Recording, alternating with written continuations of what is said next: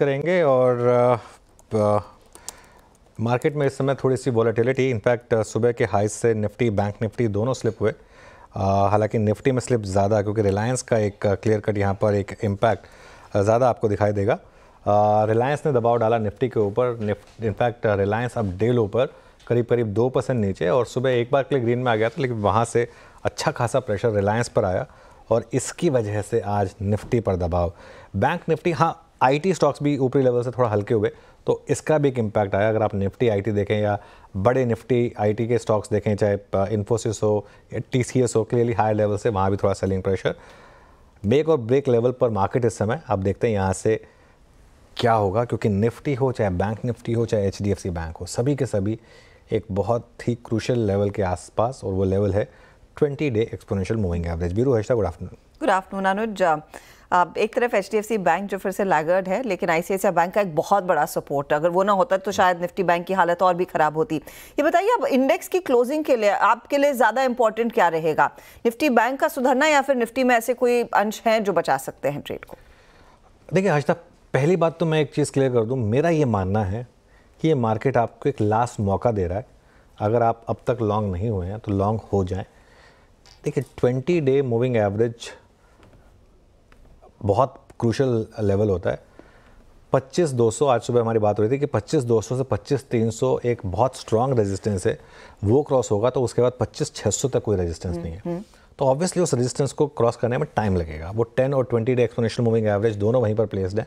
आज का high exactly 10 day exponential moving average है और उसमें थोड़ा आप 70-80 पॉइंट जोड़ दीजिए तो 20 डे एक्सपोनेंशियल मूविंग एवरेज है, ये जाएगा। देखिए अच्छा, अगर एक तो अगर एकदम 24,800 24,900 बंद हो गए तो फिर मैं मानूंगा कि नहीं, रिजेक्ट कर दिया मार्केट ने 20 डे मा को। लेकिन अगर आप यहाँ भी बंद हो गए तो भी मेरे लिए क्लोज ठीक ठाक है। मेरा ये मानना है कि मार्केट को 10 और 20 डे मा पर रेजिस्टेंस है, लेकिन जो 100 डे मा है 25,000 का, वहाँ पर सपोर्ट भी मिल रहा है।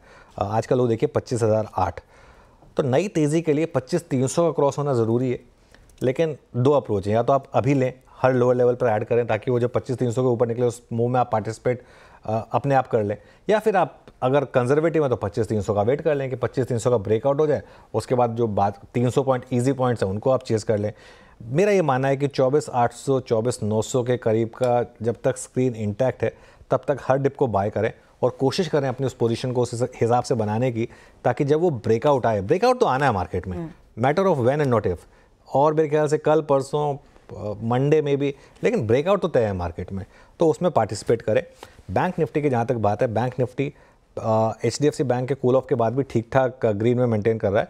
तो यहाँ पर थोड़ी सी रेजिस्टेंस है आपके लिए 51,950 से 52,050, 20 डे मा का जो जोन है आज वहीं से फिसले हम थोड़ा सा, और सपोर्ट है आपका 51,650 से 51,700 750। आज सुबह का लो भी वहीं पर है करीब।